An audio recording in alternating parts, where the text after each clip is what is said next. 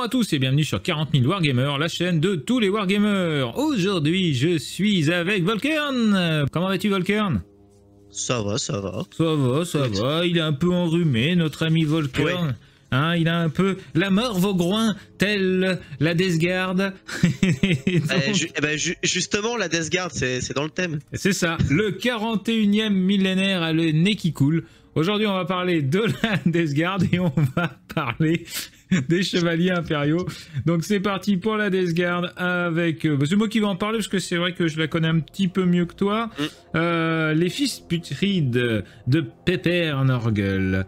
Alors, l'aura de contagion, on va commencer par là puisque c'est un petit peu vraiment le...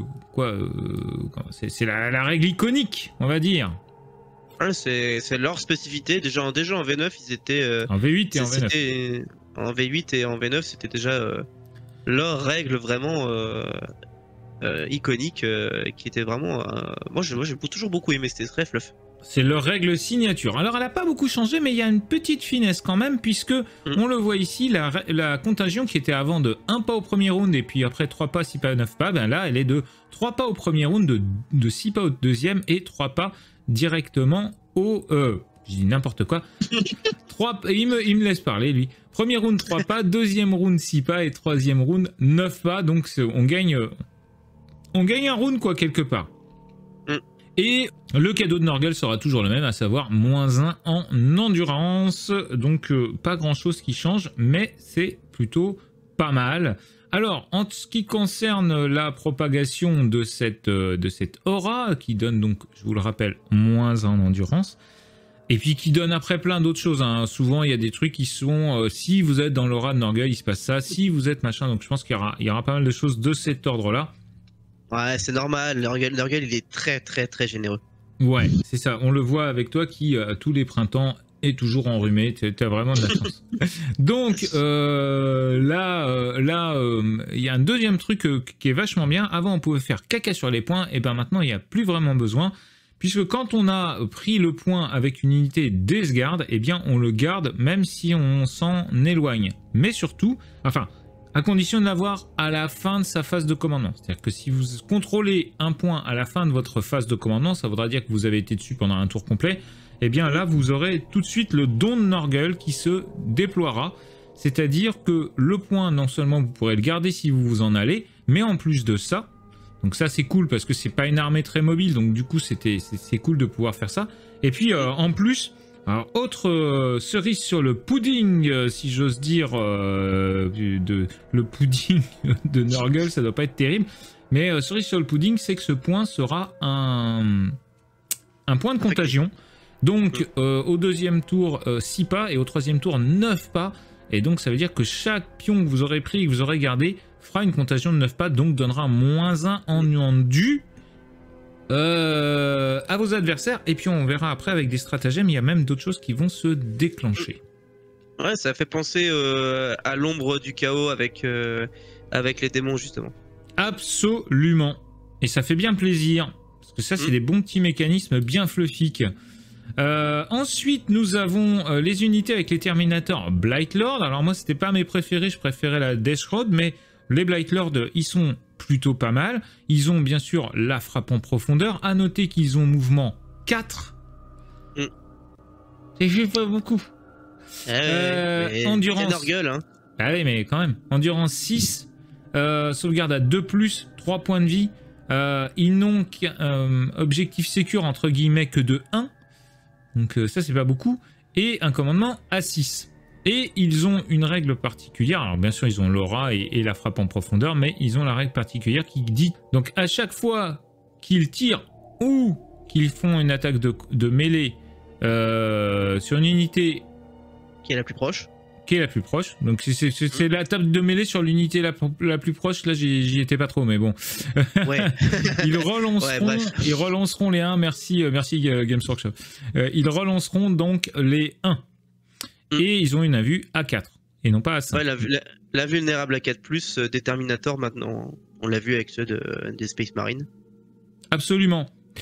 Au niveau des armes, la petite question qu'on se posait par rapport au combi weapon, parce que anti-infanterie 4+, bon d'accord, donc ça veut dire qu'ils vont faire des hits.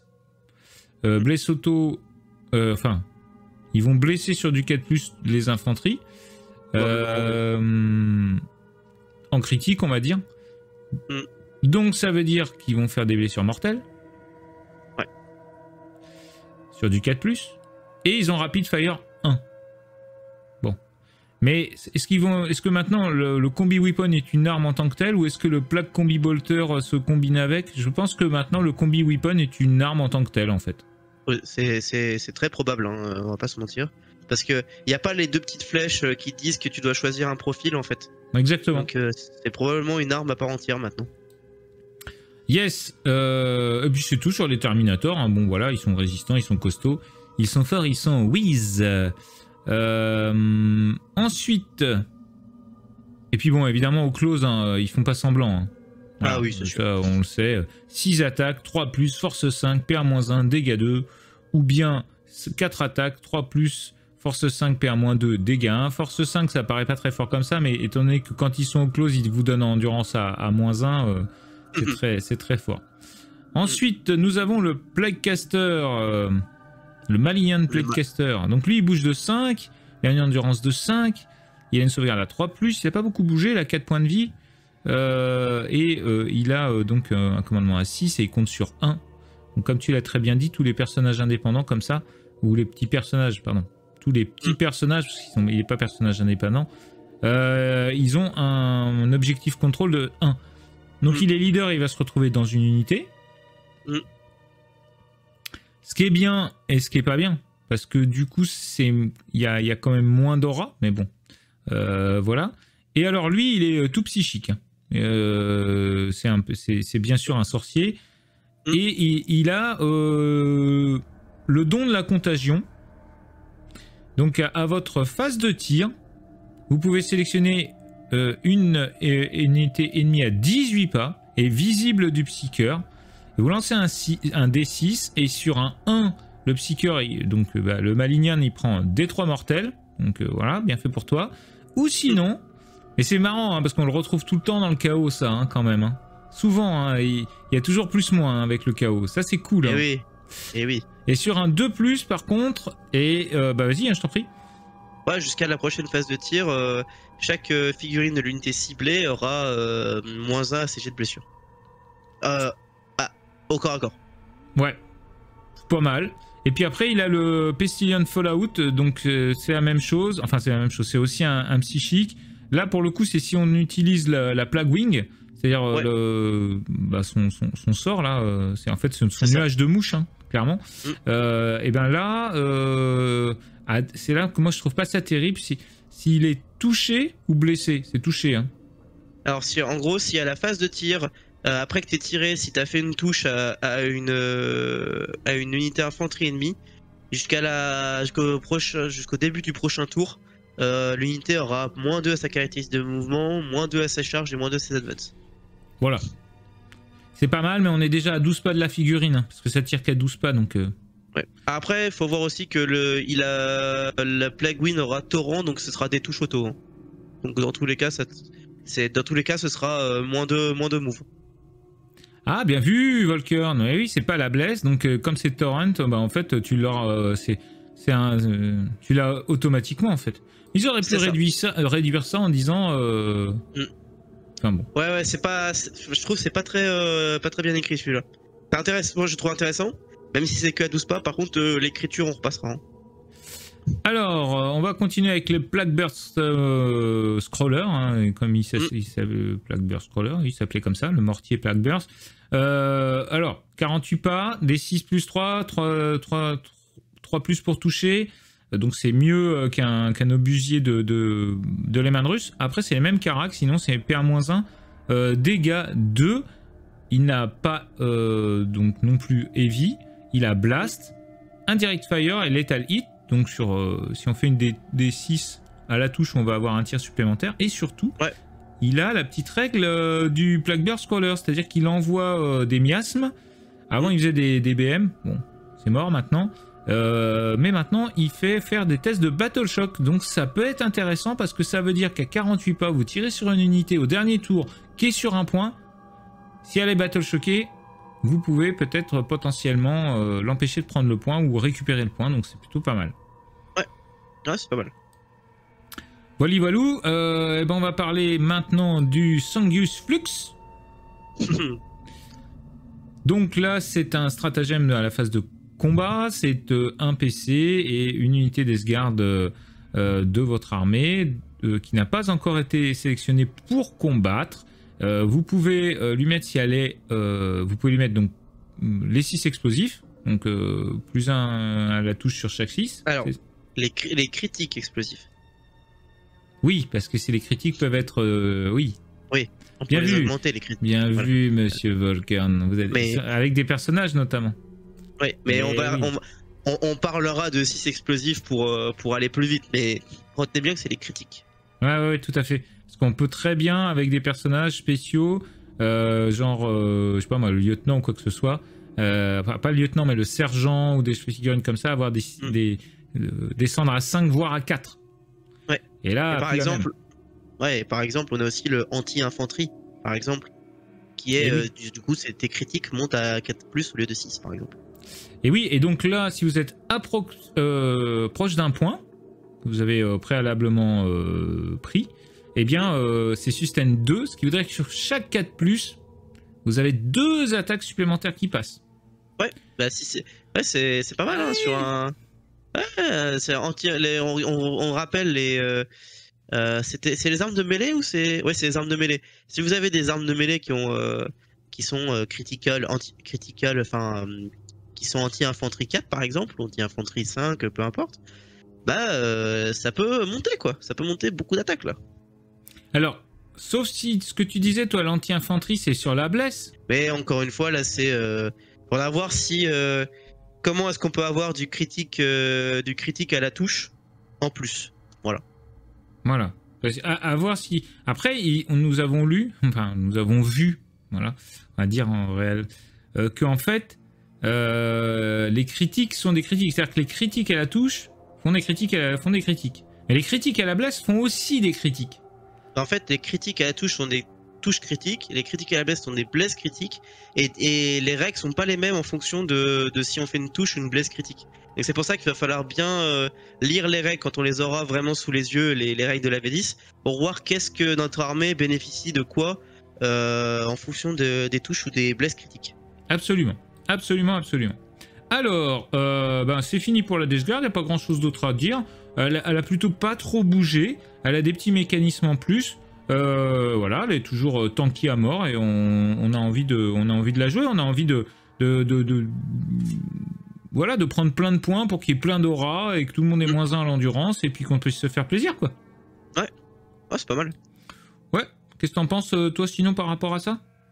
Moi, je pense que c'est pas une surprise, c'est une amélioration, enfin une modification de ce qu'il y avait avant, mais pas non plus trop grande. On a 3, 6, 9, donc c'est plus simple qu'avant, mais en plus on gagne 2 pas au premier tour, donc c'est plutôt bien. Ouais. J'aime beaucoup le fait que tu as encore cet aspect de bonus, que tu vas gagner des bonus quand tu es à côté d'un point que tu as infecté. Attention ici, le point sera infecté si tu l'as à ta phase de commandement. Oui, tout à fait. Donc, il n'est pas infecté tout de suite, hein. Il faut l'avoir pendant un tour, mais après c'est la même chose, parce que tu ne le perds qu'à partir du moment où tu ne l'as plus à la fin d'un tour. Hein. C'est ça. Non plus à la fin d'une phase, donc c'est vraiment différent. Ce qui est bien, c'est que du coup ça reste fleuve, parce que la corruption de Nurgle, la pourritude, bah, ça prend du temps, donc c'est plutôt bien. Mais en fait, finalement, c'est que toute l'armée prend son temps. Ouais, c'est encore une fois une règle fluff.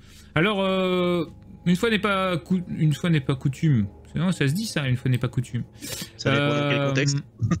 Dans le contexte de, on va vous parler un petit peu des livres, parce que c'est vrai que c'est une série de 3 bouquins que moi je trouve c'est un must read, comme on dit.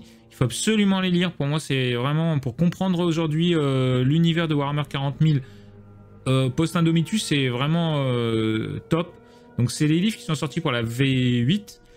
Mais ils sont vraiment super à lire, ils sont très sympas. Enfin, le premier est vraiment extra. Après, c'est un tout petit peu moins bien, mais ça reste quand même très très bon. Je vous invite aussi à lire le premier comme étant une métaphore de ce qui se passe à l'intérieur de chez Games Workshop à ce moment-là d'ailleurs. Donc, Dark Imperium, Plague War, Guerre et Peste, traduit en français, Guerre et Peste, j'ai trouvé ça trop fort. Et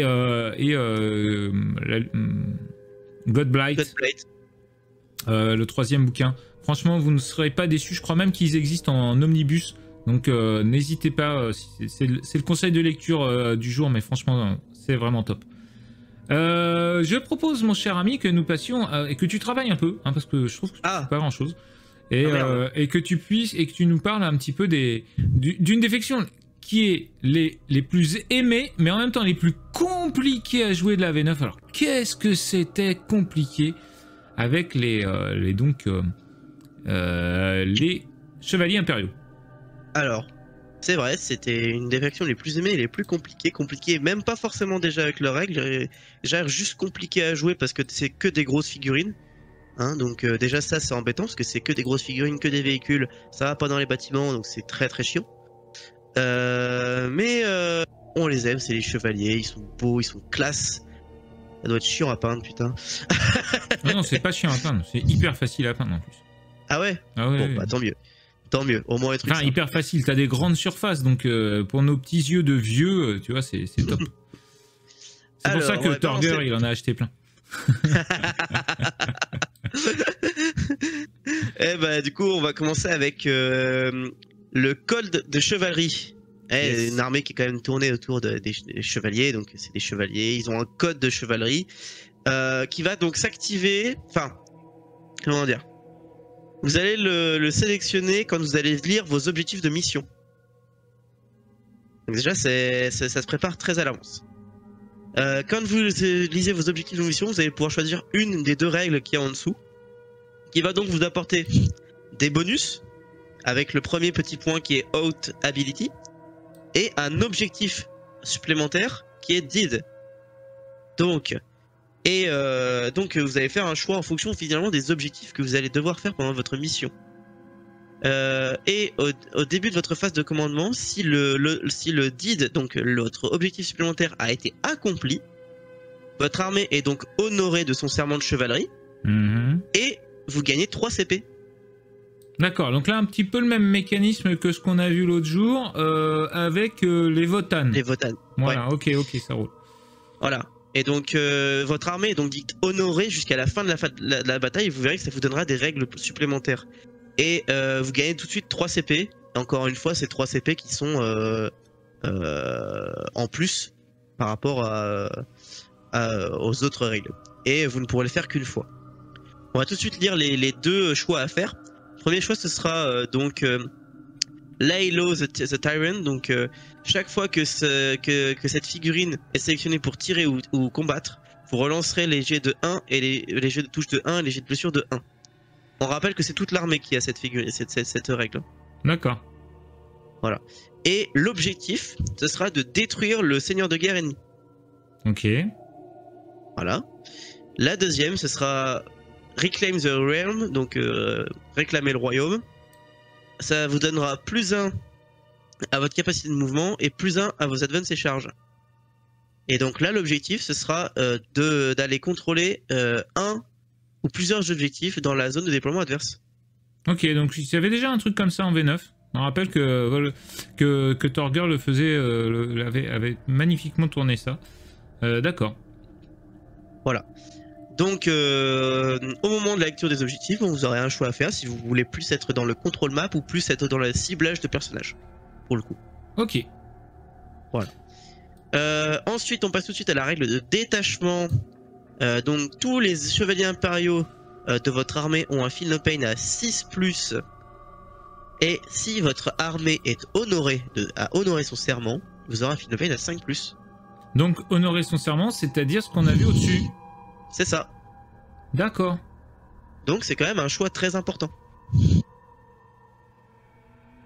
Voilà. Alors, si donc, vous entendez du bruit dans le micro de Vulcan, excusez-le, le pauvre. Pardon, désolé, j'ai... Donc on voit que l'armée, déjà, elle est très axée sur le serment du chevalier, quoi. C'est prêter serment en début de bataille, et si vous honorez votre serment, vous avez des bonus. Ok, c'est cool. Ensuite, on va passer donc à l'Arminger. Donc l'Arminger qui est votre unité de base, hein, elle aura le mot-clé Battle Line. Ah ouais, Donc carrément. elle aura... Eh oui, bah oui. Elle a mot-clé troupe, quoi, en fait. C'est ça. Donc 12 pas de mouvement, endurance de 10, sauvegarde à 3+, 12 points de vie, commandement à 7 et objectif contrôle à 8. Ok, pas grand changement. Putain, 8 d'objectif contrôle, c'est un petit peu moins qu'avant, mais quand même. Ensuite, on aura Deadly Demise D3, donc Enfin, l'explosion à D3. Oui, vas-y. Ah non, en fait, c'est plus qu'avant, parce qu'avant, ils comptaient pour 5 sur un pion. Là, c'est 8. Mais les Space Marines comptaient pour 1, là, ils comptent pour 2, donc oui. Oh. Non, ça a été redispatché, ouais, ok. Ouais, bah en fait, tu fais x2 sur... à peu près x2 sur quand c'est des unités de troupes, en fait. Ouais. Vas-y. Ok, donc on a la règle Deadly Demise D3, hein, ça reste un petit véhicule quand même, enfin petit. Voilà. Ensuite, on aura Impetuous Glory. Chaque fois que cette figurine fait un mouvement de charge, jusqu'à la fin de ce tour, les armes de mêlée dont elle est équipée aura Sustain Hits 1, donc les 6 explosifs. Ok. Ensuite, oui. Ouais, non, je t'en prie, je regardais. Après, ils ont rien changé. De toute façon, heureusement, ils n'ont pas changé les armements de ces Armingers, ce qui fait que les gens qui les ont n'auront pas besoin de les casser pour les réarmer. Oui, bien sûr. Et les armes sont à peu près équivalentes à ce qu'il y avait avant, excepté encore une fois la force qui a bougé puisque ça a été redistribué. Ensuite, on a donc 4 points de vie ou moins. Vous aurez -1 à la touche, évidemment. Et on voit un sauvegarde invulnérable avec un petit astérisque pour nous notifier que c'est bien uniquement au tir à 5+. Ah bah ça c'est bien parce que moi c'est clair. Ouais. C'est nice. Donc sauvegarde invulnérable au tir uniquement. Alors ensuite on passe à Canis Rex. Donc chevalier impérial iconique. Bah il a un nom de clébard hein, quand même, hein, mais bon. Canis Rex, excuse-moi, on se croirait dans un épisode de Rintintin. On se croirait l'après-midi sur France 3. Donc Canis Rex, mouvement de 10, endurance de 12, sauvegarde à 3+, 22 points de vie, commandement à 5+, et objectif contrôle à 10. Allez, 22 points de vie quand même. Ensuite on voit en italique, juste en dessous de ses caractéristiques, si Canis Rex est détruit, retournez cette carte et suivez les instructions pour utiliser Sir Hector. Donc c'est le personnage qui descend de son chevalier, je crois. Ouais, ça va être à mourir de rire. L'autre, il va être... C'est ça, ça va faire penser à la petite figurine qui court devant un ogre là en battle. Là. Ah ok, non mais c'est cool de personnaliser le truc un peu, moi j'aime bien. Voilà. Ok, pourquoi pas. Ensuite, donc, il aura la règle Deadly Demise D6. Ils auraient pu lui mettre plus. Hein. Ouais, genre D6 plus 6. Tiens, allez, bim. Il aura la règle, évidemment, code de chevalerie. Et il aura le mot-clé aussi de faction, Super Heavy Walker. Je sais pas ce que c'est la première fois que je vois ce mot-clé, donc... voilà. Ensuite, donc, il aura la règle Legendary Free Blade. Donc, une fois par tour, vous pouvez cibler cette figurine avec un stratagème pour 0 PC. Et vous pouvez le faire même si vous avez déjà utilisé ce stratagème sur une autre unité durant la phase. Ah, ça, c'est fort. C'est pas Guigui qui a un truc un peu dans ce genre-là, Gulliman? Il a pas un truc comme ça? Je me rappelle plus. Bon. Ensuite, on aura Chainbreaker. Chaque fois que cette figurine fait une attaque, un touche monovifié de 5+, fait un touche critique. Ok. Donc voilà un exemple, on en parlait tout à l'heure, de modificateur de touche critique. Donc lui il fait des touches critiques sur les 5+. Bah voilà, tant qu'à faire. Ben voilà. Alors je sais pas, parce que je suis pas... Enfin, on n'est pas dedans, mais je le trouve pas pété. Enfin, il est fort, hein. Je veux dire, la figurine a 5+1 vue, uniquement contre les tirs, on le rappelle. Dès qu'elle descend entre 1 et 7 points de vie, donc là, elle a un objectif contrôle qui descend à 5, hein, c'est ça? Ou non, moins 5, ça, donc à 5. Elle a -5, ouais. Et elle a -1 pour toucher. Donc je veux dire, Ouais, on regarde ses stats, c'est fort. C'est fort. Force 14, PA-3, dégâts 4, bon voilà. Mais je sais pas, je me dis pas, oh là là, ils ont sorti un truc, c'est n'importe quoi. Ouais, après ça reste un chevalier quoi, donc Oui, tout à fait. pour un chevalier nommé, bon bah pourquoi pas. Il a bien son invulnérable à 5 au tir uniquement aussi. Ouais, ouais. Bah, on peut rapidement passer sur ses armes. On voit quand même arme de mêlée, la main de la liberté qui en strike fait de la force 20. Au pied, Canis Rex. Au pied. C'est ça, avec du dégât 9 quand même. Voilà. Oui, donc mais c'est un chevalier quoi. voilà. Ça semble logique en fait. Donc ouais, non, il semble pas péter, il semble sympathique. Voilà. Ensuite, on va donc on passe au harpon. Le harpon qui est une arme qui tire à 18 pas. Une attaque, touche à 2+, force 24 monsieur quand même. PM-6, dégâts 12. Sachant que il a quand même anti-monstre et anti-véhicule 4+, et Devastating Wounds. Ah donc ça fait Comme 12 ça, blessures mortelles, bim. Ah là c'est... Ouf. Donc du 6 pour blesser, boum, 12 BM. Alors je sais pas s'il avait la règle, le harpon avant, il avait le truc, il pouvait prendre un véhicule et le retourner carrément sur le champ de bataille, mais je sais pas s'il a toujours cette règle là. Je sais pas. Mais en tout cas, bon bah le harpon, voilà. Le harpon. Donc ça c'est intéressant, mais ce qui m'intéressait plus encore, c'était l'arme suivante, le Battle Cannon.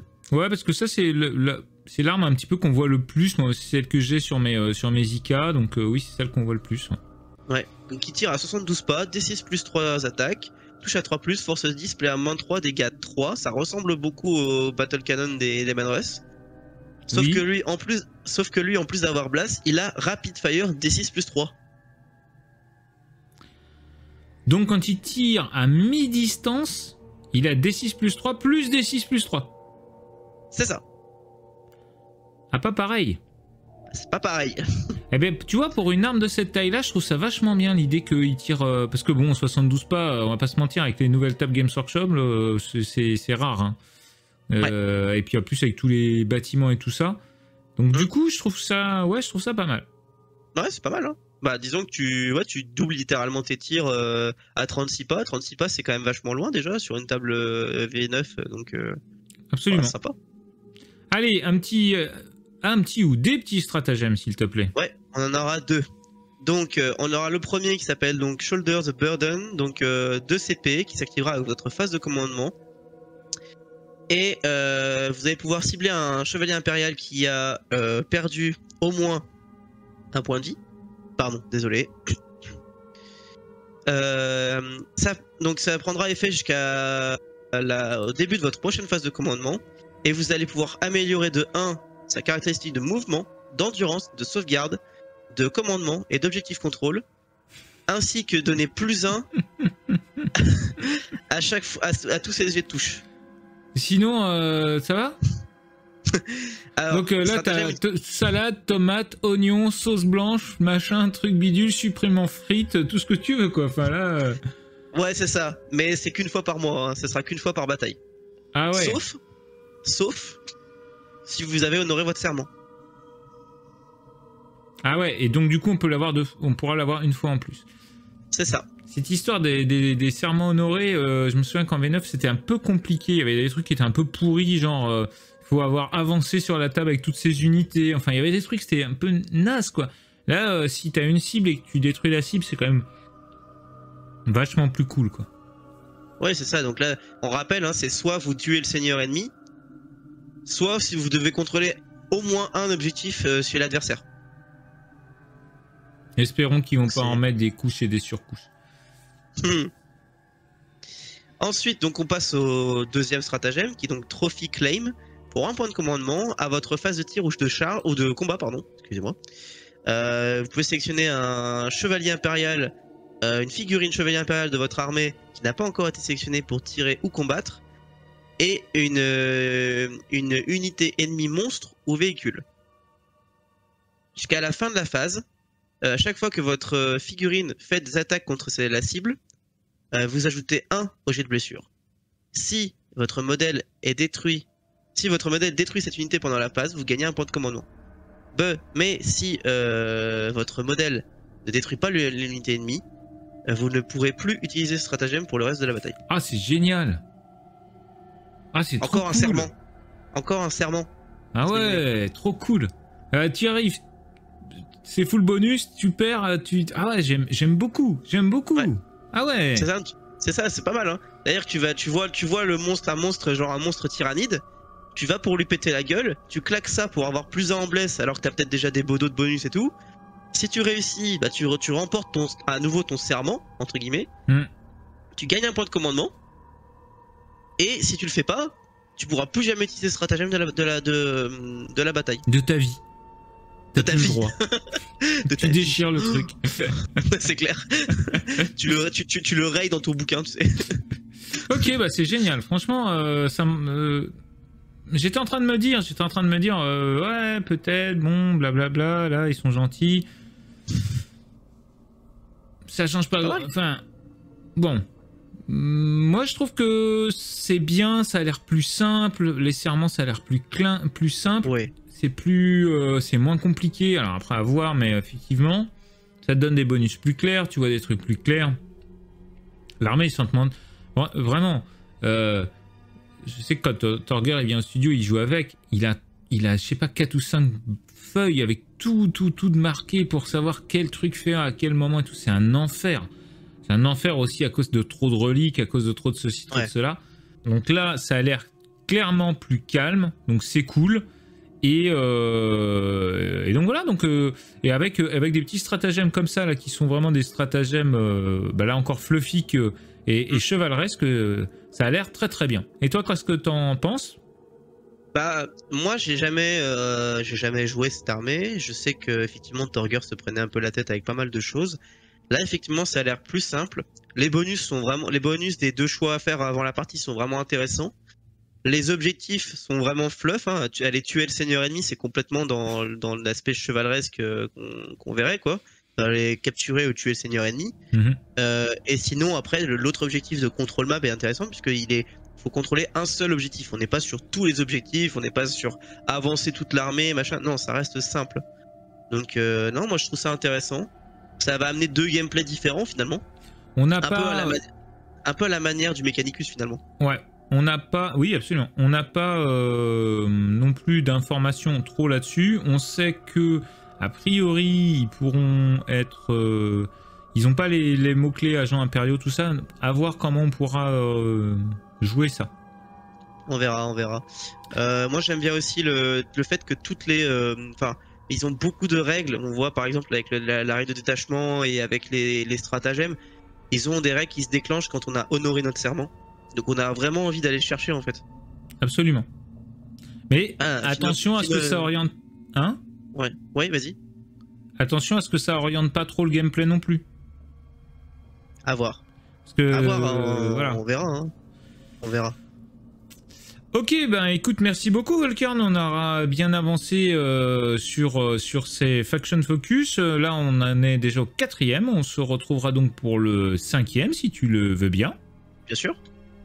Et si nos amis viewers le veulent bien, on se retrouve donc très bientôt pour de nouvelles aventures et de nouvelles vidéos sur la chaîne. Vous avez tous les liens dans la description pour nous rejoindre sur Discord, poser vos questions, soutenir la chaîne si vous le désirez sur son Tipeee, c'est important.